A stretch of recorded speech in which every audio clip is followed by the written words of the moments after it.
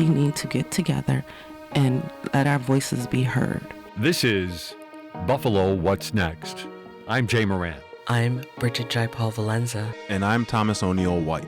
After May 14th, how can we afford not to talk about race? About education, about segregation, about humanity. Since the dawn of this nation, racial violence has existed. The way we have designed our society has a big hand in what occurred in that Tops Market. The suburban area, everywhere, we must work and teach our children. We need to make sure that we put more funding in our programs that help prevent gun violence and more money into art. If we're going to have some real healing, we've got to have space to tell some uncomfortable truths.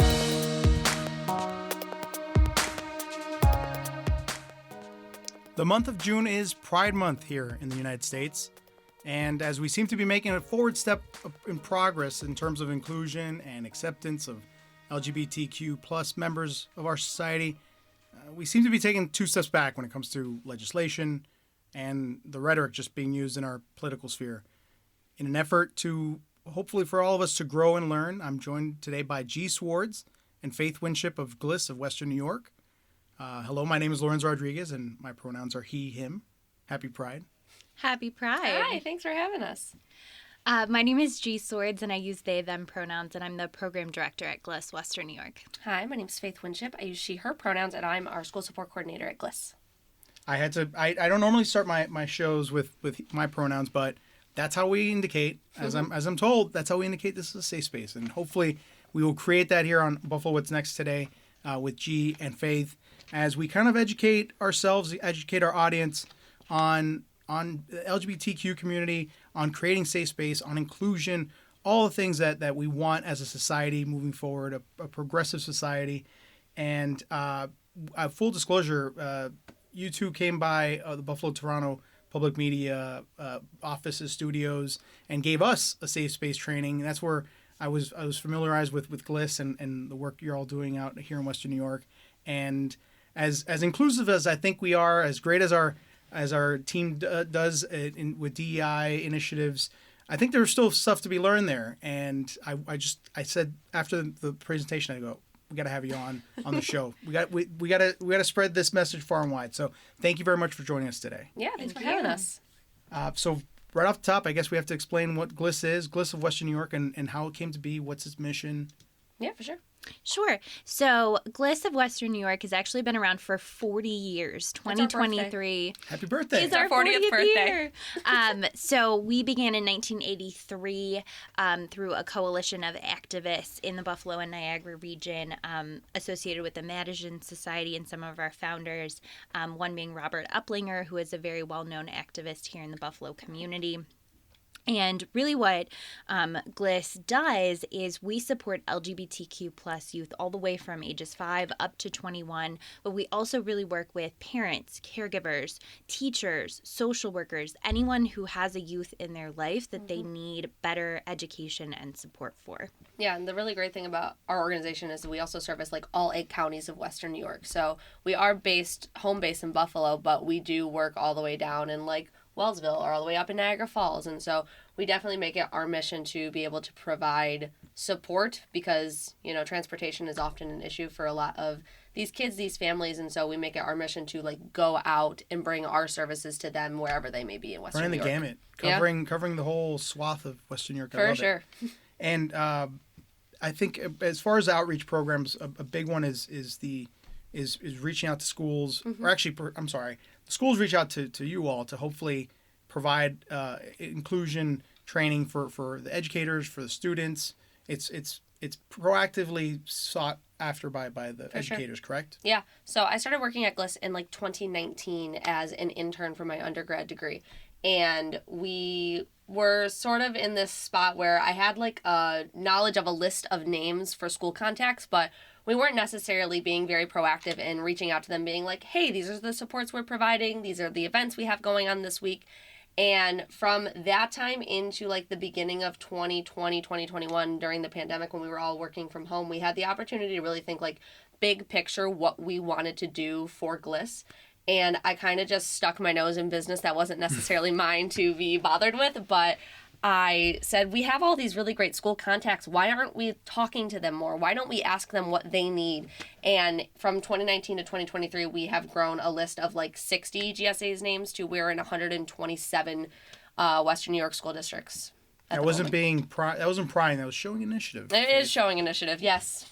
Well, it's an amazing organization, and along with the drop-in centers, gender expansion, children, caregiver groups. Can you elaborate a little bit more on those services? Yeah, absolutely. So one of our sort of main areas of programming is our direct youth support. So we do that through both virtual and in-person drop-in centers that happen weekly, and we have those at community locations, so like Merriweather Library, North Park Library, spaces where youth feel safe and comfortable and already have access. And then our support groups, which are a little bit more structured, happen monthly. So we have one for our older youth, 13 plus, who identify as trans and gender nonconforming, specifically as a place for them not only to get peer support, but also to interact with like older LGBTQ plus people, because that's a really important thing that's lacking for a lot of these kiddos in our community, is to have those role models who are in the same spaces, who've had the same experiences. And then we just restarted a couple months ago our group for our 5 to 12-year-old kiddos, which also includes a parent component, so that we're engaging the parents and caregivers and just the entire family unit. Siblings are welcome. Anyone that makes the youth feel more comfortable in the space is always welcome. We love allies. Well, hopefully we'll make some more new allies here today, if they weren't already. Before we continue, you mentioned the kiddos, and I do want to just preface everything today on our show. We are going to deal with issues of sex, sexual identity. There will be some instances of suicide. So just in case there are way too young or sensitive ears listening, I just wanted to put that out there just as a precautionary measure. Okay. Now that we've dealt with that elephant in the room, we can get to the cute, adorable unicorn in the room. Yes. The gender unicorn. I mean, I kind of want to. We were talking about how we're going to do this presentation in a way that is organic, but what stuck out to me right off the top, besides the Trevor Project, was the gender unicorn. We'll get to that in just a minute, but I'm kind of getting ahead of myself here. The Trevor Project, that's how you start your presentations on safe space training. What exactly is that? Yeah, so the Trevor Project is a national organization that works with LGBTQ plus youth who are experiencing mental health disparities or concerns, specifically like anxiety, depression, and suicide.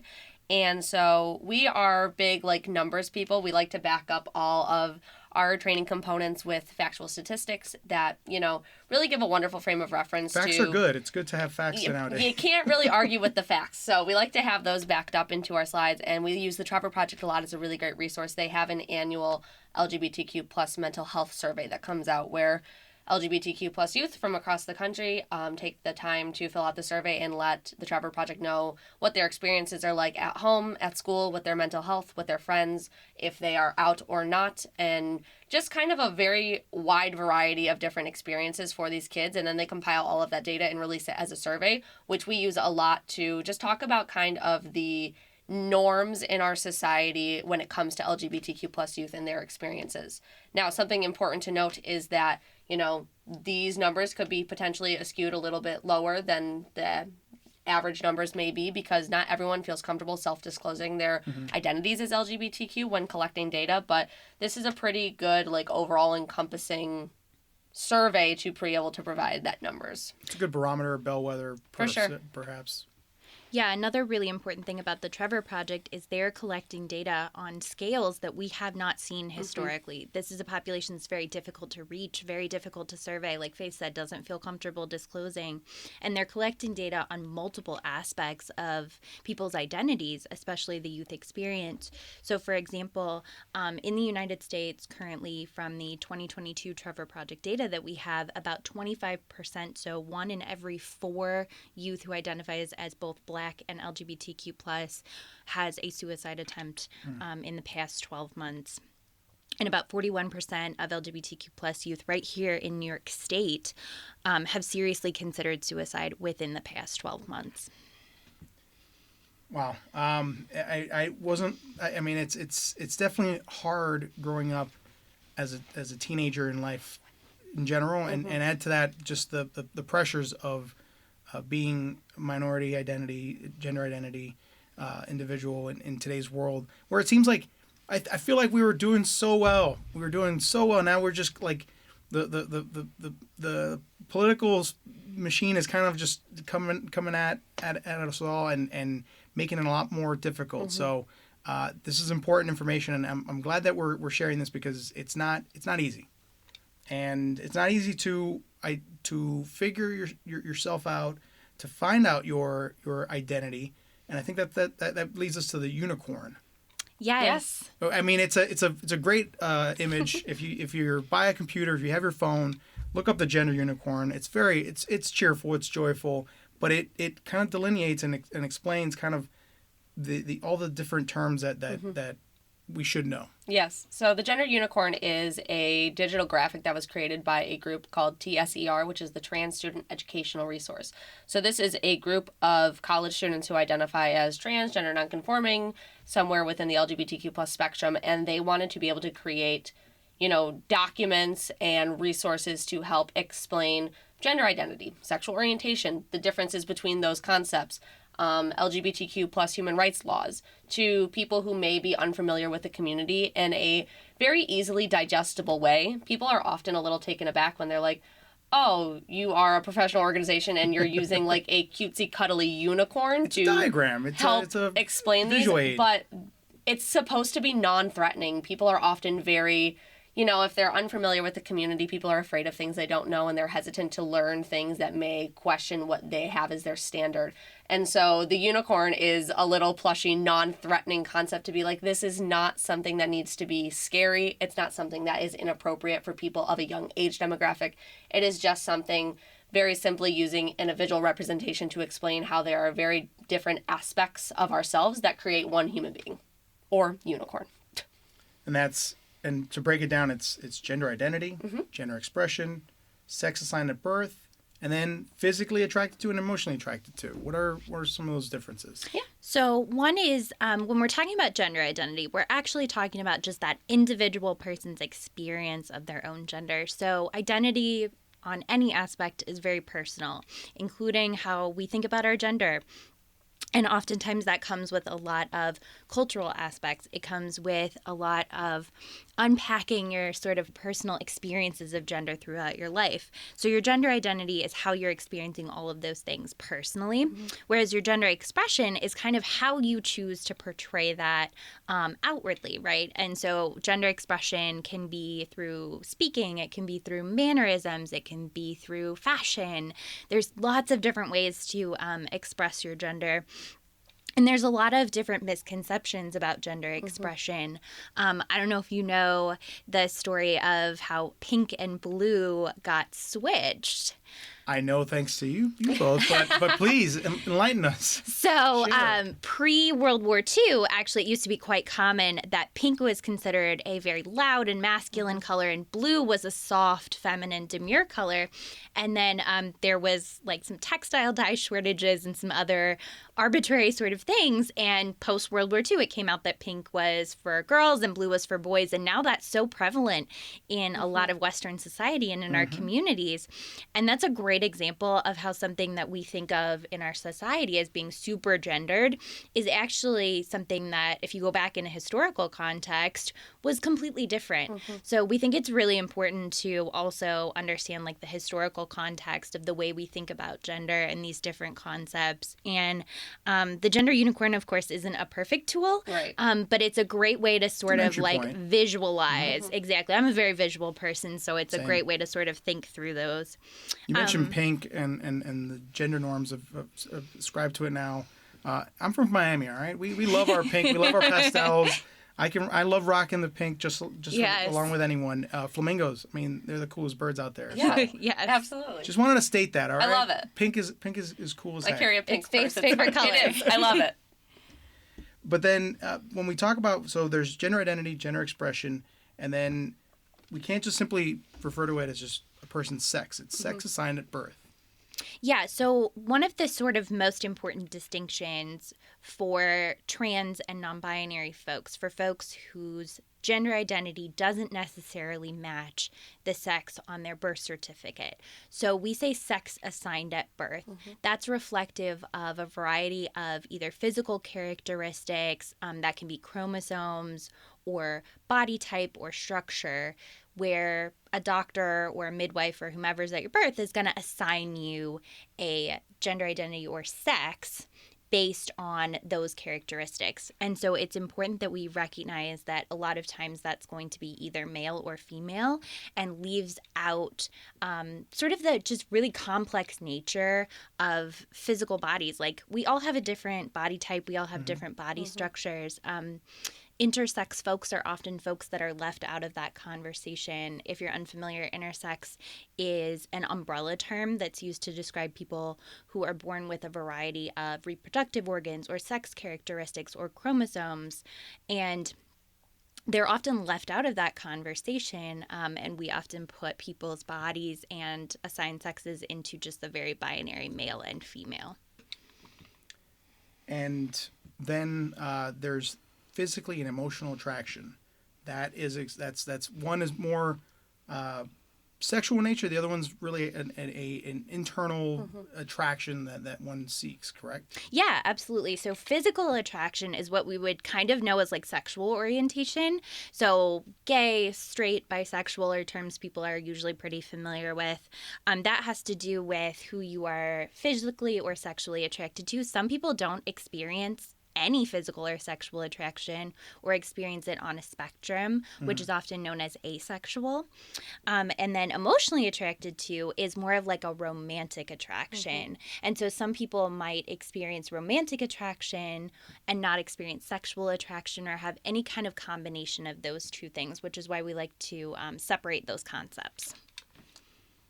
The gender unicorn, it's a magical thing. Yes. It helps break down all these things so wonderfully. Take a look at it. It's great. And now we go from gender identity expression to pronouns. Yeah. We started off the show sharing our pronouns. That's how we delineate this as being a safe space to be able to have these conversations. Not always is it evident that it's a safe space. Sometimes members of the community have trouble. That you come out multiple times, Yes. and by saying that your pronouns, and by I mean, we've seen individuals having getting repercussions because of that, and that's unfortunate. But that's how we identify that hey, we can have this conversation, we can speak about these things and who you are. So that as far as proper use of pronouns, what else can you tell us about that? Pronouns are the thing that we get asked about the most. People are so either like anxiously concerned about getting it right, or genuinely confused about what it has to do with relations to the community. The most important thing that we like to distinct is that pronouns are not inherently queer in nature. Everyone uses pronouns. Everyone has pronouns. Pronouns exist outside of he, she, they, them. It's also you, me, I, we. English. We love it. It is any word that's replacing a noun. So any word that could be replacing your name. But the LGBTQ plus community has really taken pronouns to be a very important part of their conversation, because it is a verbal way of expressing gender identity, as an example. So I identify as a cis heterosexual woman. I use she, her pronouns. My pronouns align with my gender identity. It also happens to align with the sex I was assigned at birth. There's no variation in that for me. But you? So for me, I use they, them pronouns. And oftentimes when I step into a space and I introduce myself with my pronouns, I'm kind of inadvertently outing myself in that space. I'm saying I don't necessarily use pronouns that are aligning with my sex assigned at birth. And so for me, using they, them as I identify as non-binary, so I don't necessarily identify as male or female, and using they, them is a way to signal to folks These are the things that make me feel comfortable. These are the things that make me feel safe and affirmed. You also are going to hear a lot of rise in folks using what we like to call neo-pronouns. So those are pronouns that are not historically associated with any gender identity. There are tons and tons of different types of neos. Some of the most common ones you're going to hear might be Z or Zer or Fae, but there are lots and lots of different examples, and it's a way that the LGBTQ plus community has really taken ownership of pronouns and taken away some of those negative historical context associated with just he and she. Right.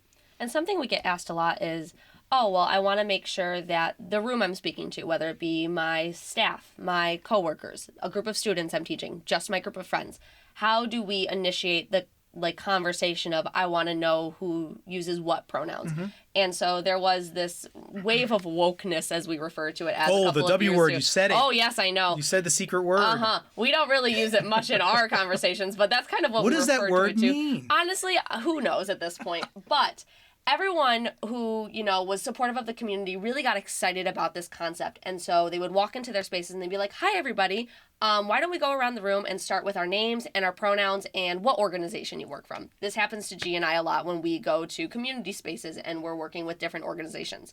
And that's a really great concept in thought, but in application, it could potentially be very dangerous, for lack of a better term, for some people who identify within the LGBTQ plus community, because you've really got two options. You either have to disclose public information if you are out and comfortable with that. That's great for you. If you were not out in that public space, then you are either forced to disclose information you weren't prepared to disclose, or you have to lie to save face, and that's a very dehumanizing experience. And it was all with good intent, but the, application and the translation of that really just doesn't apply in most settings. And so what we like to do, G and I do this just about everywhere we go. We're like, oh, hi, my name's Faith, she, her. And we just move on. It's a 5-second addition into the sentence I was saying. It takes a little bit of adjustment to get used to because it's a little awkward when you're not used to saying it. But that is just the subliminal message that G and I are sending to say, like, hey, we are using our pronouns in order to invite you to share yours with us if you feel so comfortable. And it really normalizes the fact that, like Faith mentioned, there's nothing inherently queer about pronouns. Exactly. We all have them. And it may seem like a very, very small thing for folks who are not used to consistently sharing their pronouns, but it signals in such a big way, especially for adults working with youth. It signals in such a big way, you belong here, I accept you, you are safe here. And when speaking to the youth, speaking with groups of kiddos, collective pronouns. Yes. It's sometimes it's something I've been working on now for a while now, because we're in my profession. I want to be as inclusive as possible. Ladies and gentlemen. That's my least favorite one. We got to get rid of that one. Boys and girls. That I'm sure that one's used a lot in school settings still, but. That one's always a tricky one. What suggestions would you have? Yeah, so my favorite example is that when I was in high school, our band teacher, and I say our as if I took band. I was not in band, but this man was just so friendly that everyone wanted to say hi to him in the morning. And so he would keep the doors to his band room open, and every morning, second period, if I walked down the hall, you heard him go, "Good morning, friends." Because one, I don't know any high schooler who's super excited to be up at 7:30 in the morning. But two, it was a wonderful way to make students feel comfortable in trusting this adult figure who's supposed to be in charge of them and breaking down that power dynamic. When I started doing this work and I really was thinking about more inclusive ways to refer to a group of people, I thought of that example as, oh my goodness. He was being so affirming to anyone's gender identity by not saying, good morning, boys and girls, because he was using an alternative suggestion for that. I asked him about it years later, and he was like, oh yeah, I just say it because it's fun, but that works too. Awesome. And so you don't really have to think too deeply about it. Y'all is a great one. I use that one. I'm from Texas. Y'all means all. Y'all means all, and you don't have to be from the South to say it. I do. Fine. What's up, gang? Yes, lovely.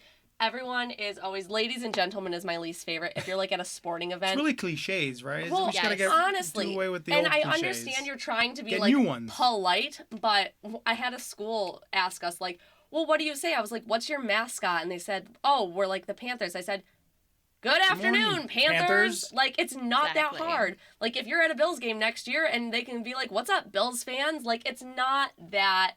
Which I think they do now. They do. I think they do. In Good their job, defense. Bills. We Good love job, that. Bills. Go Bills. But it's just really not that deep, honestly.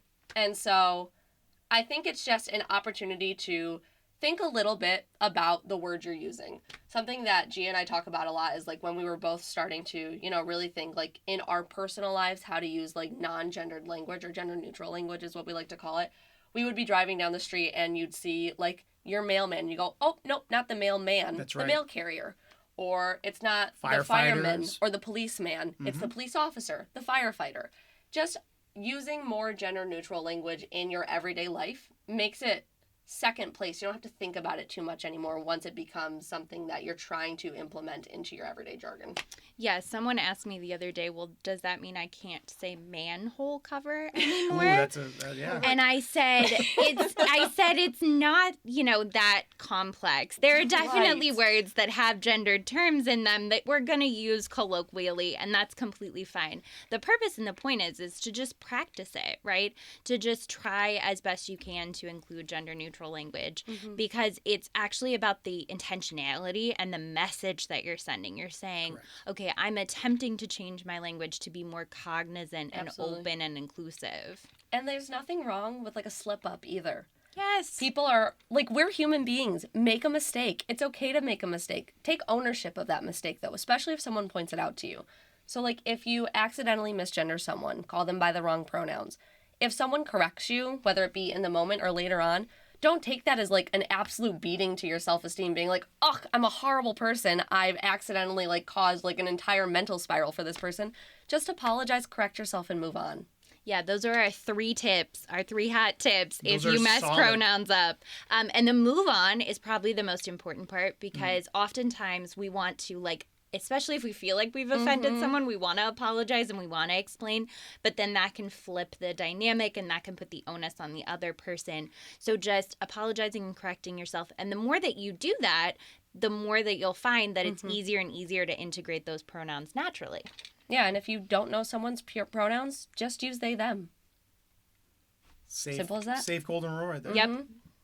Well, I'm glad we broke that down, because I mean I went up to G at the end of the presentation. I'm like, Z or Zem. I need to know that one's still perplexing to me, and I know they them, but explain. And it's a humanity is convoluted. It's complex, and as such, the way that we interact is complex as well. And I think we're all moving towards a better world when we just refer to everyone and include everyone, not put people in compartments with non-gender affirming verbiage. So sure. this is good. This is good. We're moving.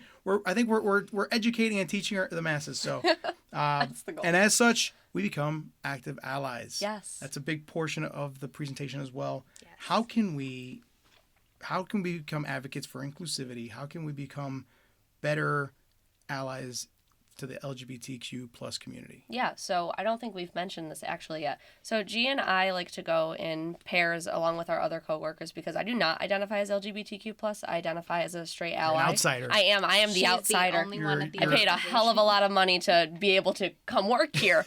But I am an outsider in that respect. That's a really great thing about our organization is I am the only straight person who works at our organization. But you're an ally. And that is the greatest thing, is that, we are giving a dual perspective of the fact that I do not have any lived experience with this community, but I do have a lot of knowledge on the community and want to work to use the privileges that I was handed by society unfairly to, give voices and perspectives to people who do not have the similar privileges as I do. And then G has lived experience, which is great because someone in the room can always relate to one of the two of us. Yeah, I think the way that we provide presentations and the way we educate folks is so important, because we do have such differing lived experience. Like Faith is from a very, very small town right here in Western New York. I'm originally from the South. I'm originally from like Texas, Louisiana border. So even right down to that, like culturally and socially.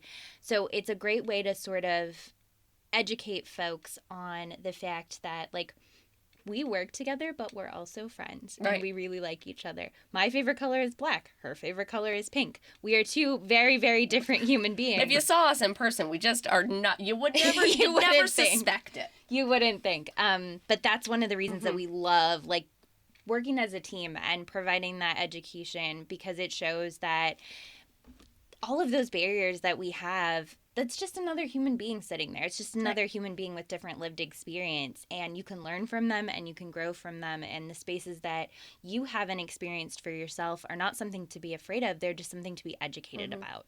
And active allyship, I think, is something that was so important for a distinction for me, because when I first started working here, I was like, oh, allyship is great. Being supportive of the community. I'm a very supportive person, irregardless of like what communities we're talking about. But then I really realized that it's not enough to just be an ally, to just be accepting. You really want to make sure that you're actively implementing that into the little things you're doing in your everyday life. I'm not saying you need to start leading protests and starting rallies and, working at nonprofit organizations for certain communities. If you want to do that, love that for you. That's your journey. But it's the little things that you want to start implementing into, your life. Like, I put my pronouns in my email signature, on my business cards, on like my Instagram bio, just because I want to send that message to people who may know me professionally, but also personally, that I am a safe person that if you want to talk to, I'm happy to have that conversation with you. I'm happy to support you in any way I can. I often wear like little graphic t-shirts that be like, you are loved, with like rainbows, just because I want to send subliminal messages that say like, hey, just because I'm not part of the community doesn't mean that I don't love and support this community, and want to do everything I can within my power to start having those conversations. And I bring that into my professional life of working within schools and talking to educators, doing policy reviews, because we want to make sure that the languages that we're using are not just safe for students in general, but specifically for LGBTQ plus students, specifically for students of minority identity, because once those students are like specifically written into a narrative, all students feel comfortable, because we're making sure that everyone is covered under the same space of, we want to make sure that these kids are seen and respected and loved and taken care of. And so active allyship is really just the opportunity to be like, okay, how do I as a person send that message out into the world? What can I do to better myself, to send that message to say like, hey, this is who I am, this is what I support. And you mentioned it's something very small, very simple. It could be a rainbow flag pin or pride flag. Whichever you want to call it. Or a safety pin. Right, exactly. You mentioned that one. I didn't know the safety pin. Yeah, safety pins are pretty well known in our community, going back even to the punk movement. That when you have a safety pin, you're a safe person. It's just a covert way to signal. And a lot of youth know that, and a lot of folks know that if you're wearing a safety pin, you're a safe person to go to. You're an ally. When we talk about ally, too, I think it's really important to remember that we're not just talking about cisgender and heterosexual people being allies to LGBTQ plus people. Being an ally means that you are supportive of someone who has a different lived experience than you. So for example, I don't identify as a Black trans woman, but I act in active allyship with Black trans women, understanding that they have a very different lived experience than me. And I think active allyship is really about intentionality. It's about the creation of space and really moving in such a way that's super intentional in our communities. So for example, one of the things we did at our big youth leadership conference this year was we hosted a space just for Black and Indigenous and students of color to be led by one of our board members who is also Black and Indigenous, for them to talk about their multiple marginalized identities, for them to talk about the intersection of what it's like to be an LGBTQ person of color. So it's really about that intentional creation of space and recognizing when people have multiple marginalized identities. It's great to just have somebody that you can relate to. It's one of the beauties of the internet. The internet's also a convoluted and crazy place, but it's great that you can find groups and folks that have that shared experience, and that you all are also putting out there for middle school, high school, and elementary school age students. That, I mean, it's like we've established, it's hard to find out who you are, and just easing that transition and that state of becoming, I think is huge. I'm speaking with G. Swartz and Faith Winship of the GLYS of Western New York, and we're just trying to educate, trying to hopefully create a safer space in Western New York. We're using the medium of radio to hopefully, and podcasts, we are a podcast as well, to hopefully get to our audience in some way that they probably didn't know before that they needed to be educated.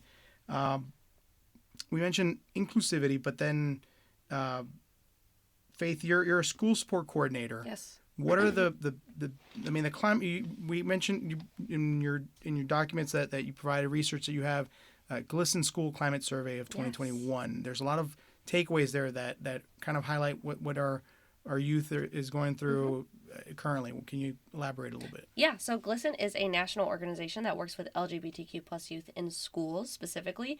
GLYS is a subchapter of GLYS, so we often use a lot of their educational materials when doing trainings. And so as the school support coordinator, a big part of my job is making sure that we are working with school professionals, whether that be classroom teachers, school support staff, administrators, bus drivers, custodial staff, lunchroom workers, whatever you want to call them. Anyone who works in some area of a school, we want to make sure that we are being able to provide them a couple of different things. One is we do a lot of professional development work. So schools ask us to come in and we provide them trainings. We call it a safe space training. We use GLYS materials to be able to provide educational opportunities about similar concepts that we're talking about here, but a little bit more in a structured way that's specific to school employees. And then we also do like environmental reviews where I will literally walk into a school with a notepad and I will walk around all of the areas where students might exist and I'll take notes on, is there bathroom signage for gender neutral restrooms as prominent as it can be?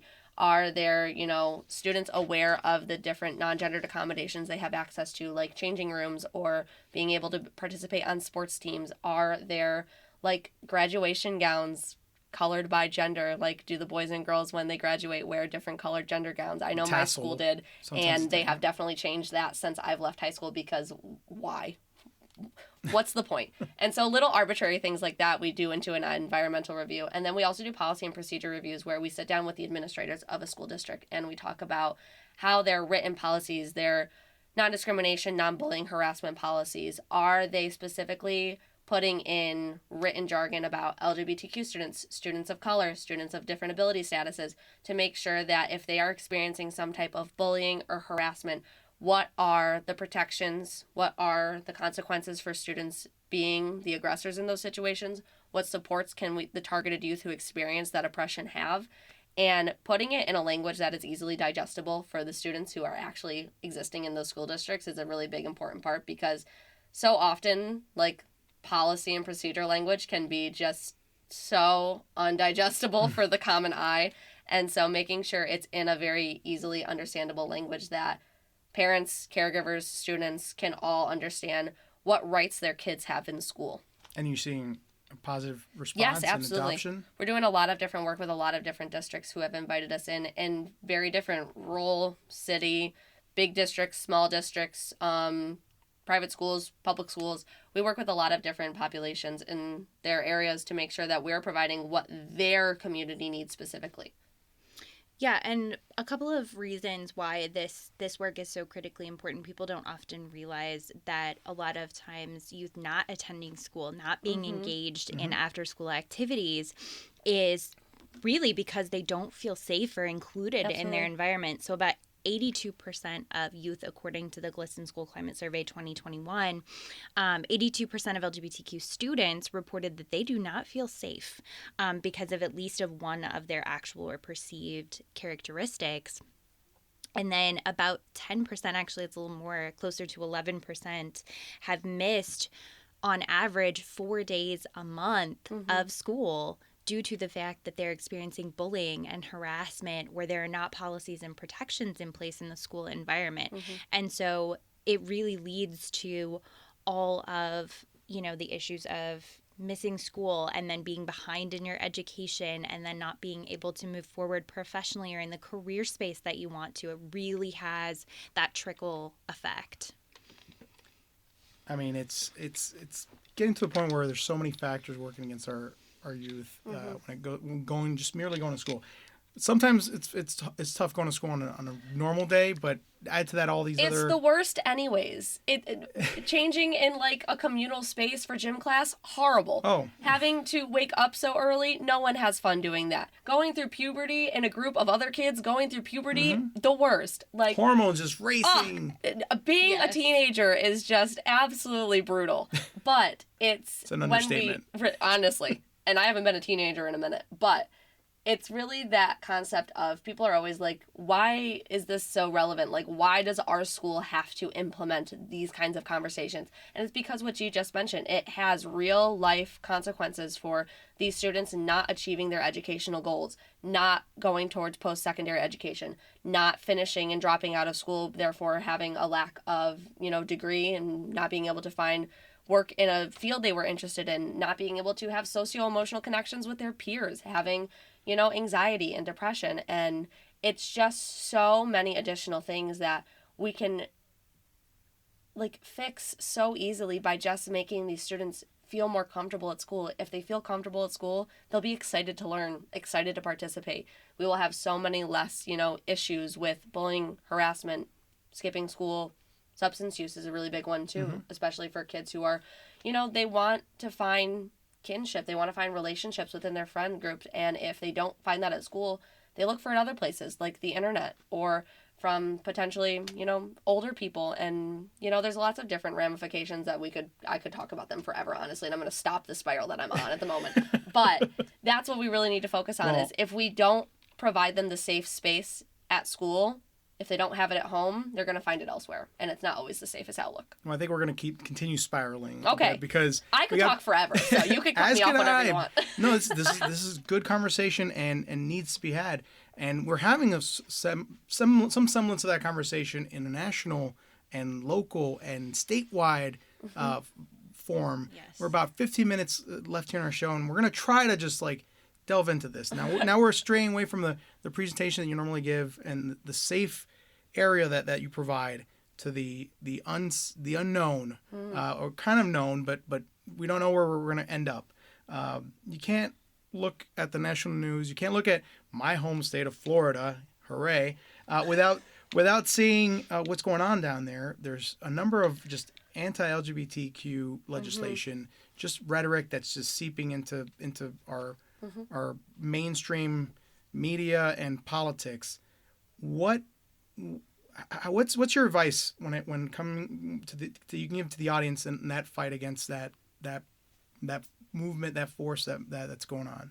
Yeah, so the American Civil Liberties Union is currently tracking about 491 active pieces of legislation that have to do with basic human rights for LGBTQ people, whether that be marriage equality, people playing on sports teams, just a variety.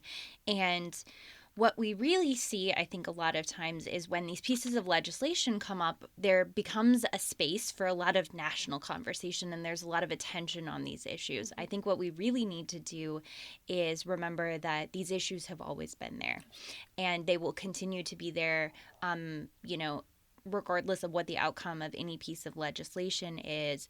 And so while we're in this current moment and we're having these conversations, we need to continue to have these conversations in the years to come. And I think one of the sort of biggest pieces of that is positive and authentic representation. Absolutely. This is something we stress so highly because as we're talking about, we're dealing with huge issues of homelessness and suicide and substance use that can all be combated by youth seeing positive and authentic representation.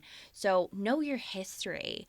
Educate yourself. If you're an ally, educate yourself on LGBTQ plus history. There are a number of great resources. If you are an LGBTQ plus young person, making sure that you know where you came from and that you know, even our local pieces of history. Leslie Feinberg is an amazing queer author that wrote about lesbian experience right here in Buffalo. There are so many great pieces of positive and authentic representation that we can use to educate folks. And I think that's one of the top ways that we're going to combat this sort of narrative that trans folks or LGBTQ folks in general are sort of a phase or a fad. We have always been here. Absolutely. We will always continue to be here. Yeah, education is what I always say is like the best tool for allyship, and you don't need to pay tens of thousands of dollars to get that education like I did. Watch a Netflix documentary. Make sure that Any recommendations? Disclosure. Oh, yes, I heard that was a good one. I think that the most important thing when you're looking for that positive representation, and it doesn't have to be like nonfiction books, it can be like that Love, Simon movie, all of those kids. Oh, yeah. Every GSA I walk into, they're like, we watched Love, Simon with the kids. They loved it. I was like, guys, it was a book first, and it was cute. You got graphic novels that are a nice little introduction. Right, exactly. That, what was it called? Heartstopper, Heartbreaker, something. Heartstopper. Everyone really liked that. So the representation doesn't have to be like nonfiction books or literature or documentaries. It can be movies or TV shows. Just make sure that the representation in the media that you're consuming is coming from credible sources, coming from people who have lived experience, and if they don't have lived experience, make sure it's backed up with like actual historical facts. And so I think that's super important, that it's such a, like 10 years ago there was not as much representation as the media as we have now, and now there is just an abundance of side characters on TV shows or main plot narratives in books and television that these kids can see themselves positively represented, that it's just the opportunity to be like, oh, other people like me exist. And I think that the big thing is I have been absolutely blown away by the amount of inquiries that we're getting from families that are being like, hey, I live in X state and I'm moving to Western New York because my state has passed legislation that means that my kid cannot exist in the way that makes them feel most authentic. I'm moving to Western New York. Where do I move? What school district do I attend? Because I want to be able to provide these supports to our kids. And I think what's most important is that recognizing that not everybody has the opportunity to do so. Right. So looking for the resources in your area, even if it's just teeny tiny little support groups, whether it be an organization, finding resources or safe digital online spaces in which you can find community to express your emotions and outlooks on the very real ramifications that a lot of this legislation is going to have on this community. Yeah, the Trevor Project actually has a great digital safe space called Trevor Space that's available for youth ages 13 to 24 to connect online to, there's blogs, there's digital support groups, and we really encourage a lot of the youth who may not be in a space where they can have a physical safe space to seek out those digital safe spaces, because as we know, there are also a lot of digital spaces that are not safe. So that's one I always recommend to our youth as well. Sure. And we're speaking to the allies, the folks that get it, but the other side of the coin is the misconceptions, the heteronormative critics that, I feel like we don't do nuance very well in this country, and the minute you talk about a drag hour read or drag seems like the place that everyone's kind of just gravitating to. We're having that moment. People aren't getting forced to drag shows. That's the thing. That's a proactive choice. Parents take their children to hours with drag readers.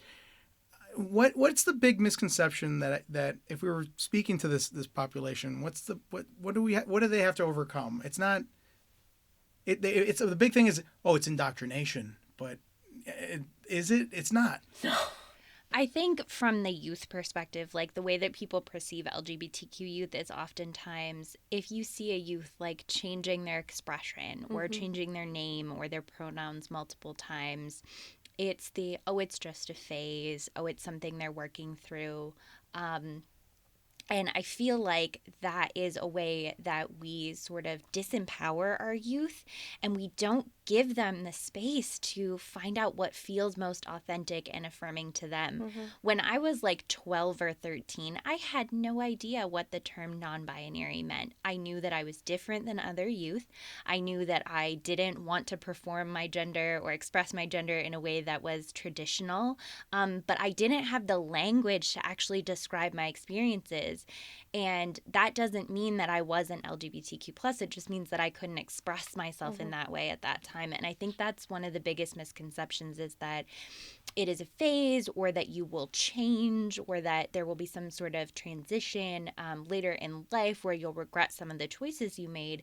And that's just not true. It's just that we are constantly evolving the way that we think about our identity and our sense of self. And so it's important that we, allow youth the space to do that safely, and that we also give them the power to choose whatever terms or labels feel most authentic to them. And if they need to work through a couple to get there, that's okay. Society is going to continue to evolve whether people are okay with it or not. I think that ignorance comes from a lack of education, and people are very often afraid of what they do not know and what they don't understand. And so people get very, I get asked all of the time, oh, you teach kids how to have gay sex. And I was like, no, that's absolutely not at all what we do. Why would you even think that I would find that appropriate? Do we have conversations with students about how to have safe, sexual health information in order to prevent things like STIs, young pregnancies, potentially leading to abortions, making sure that they're staying safe in relationship partners, making sure that abuse is not happening? Absolutely, we have these conversations with these kids because we want to be transparent with them about the realities of their existence in our society and be able to give them all of the tools to protect themselves and make sure that they stay safe. And people are often very taken aback, oh, well, drag queen story hour must just be us indoctrinating these kids to tell them that they have to look a certain way or be a certain way. They're 5 years old. Someone showed up in a sparkly dress. They just wanted to listen to stories. It's not that deep. It's not that big of a deal. Yeah, I think Faith hit on something really important, which is the conflation of LGBTQ identities with sex or sexual health in that way, which has been something that's been happening for a very long time historically, especially in the United States, where those two concepts are conflated. And really, when we go into school spaces, or when I do a group for 5-year-olds, I'm like, okay, what color makes you feel the happiest and makes you feel the best? And like Faye said, a sparkly dress. Kids love a sparkly dress. And just allowing them to make their own decisions. And also teaching young people about bodily autonomy is really important to us. And I think that that's a great way to give them ownership and, again, give them empowerment, is that you have the right to make decisions for yourself. You have the right to say what feels most affirming and authentic to you. And I mean, we're hopefully moving. It's a pendulum, right? Right. Society moves in ebbs and flows, and I like to think that when I was growing up, we only had sex ed, and it was just here's boys and here's girls, and that's it, and good luck. But now we're hopefully getting to a point where we can have a more nuanced conversation about what it is, and not necessarily in 5th grade like I did, but at some point helping our kiddos get to a better understanding of who they are and not feel alienated in doing so. Absolutely. So we got about 3 minutes left here, but I wanted to just give you some time to express and let us know how we can get in contact with GLYS. Yeah. If schools want to participate in these services, or parents and educators, how can they get in touch with GLYS? Totally. And what's coming up next? Sure. So our main way that you can get in contact with this is our website. So it's GLYS, GLYSWNY.org. You can find our master calendar of events. We have lots of fun things going on. You're going to see us at Hamburg Pride this upcoming weekend, all the way down in Jamestown, all the way out in Batavia. And so you can find all of our social media and everything there as well to keep in touch with our daily events that are going on. Our sort of after Pride Month next big event is our gala, which happens in October. So that's our annual sort of fundraiser. But we also give community recognitions at gala. It's really, really important for us to recognize the work of other activists in the community and people who are advocating for the rights of LGBTQ youth of color, youth of varying abilities. And so that's a great event. That's going to be happening in October, so keep an eye on for tickets for that event. We do lots of fundraising during the month of October, so if you're interested in opening your hearts and or your wallets, no one's going to be upset by that. All of our staff contact information is on our website, so we each have direct phone lines. We all have our direct emails. If schools are interested, I'm your point of contact for that. If kids are interested, G really frontlines that with our coworker Blaze. We have a really great staff who has a lot of different identities and a lot of different varying experiences, and so we're always happy to have conversations, whether it be someone who's looking for like actual program support or just someone who wants to have a conversation to learn more. We're always happy to, have conversations with people. We love to talk, if you couldn't tell. We could keep talking, and I felt like your presentation was scheduled for an hour, but we went further and past it that. Happens. And you know what? Good on you for doing so. Because I like I said, I feel like a lot of us after that were like, wow, that was a really good presentation. And I hope that today's show kind of helped someone out there either know that there's an awareness to this, that they're seen, and that we're making strides. I hope some of us are trying to. We're doing our best. Yes. That's all we can do. G, Faith, thank you so very much. I'm thankful to you. I'm thankful for what you're doing, for educating us a little bit more today. G Swords, Faith Winship of GLYS, and thank you all for tuning in to Buffalo What's Next today. I'm Lorenzo Rodriguez, he, him, and you are listening to WBFO and WBFO HD1, Buffalo, WOLN Olean, and WUBJ Jamestown, your NPR station.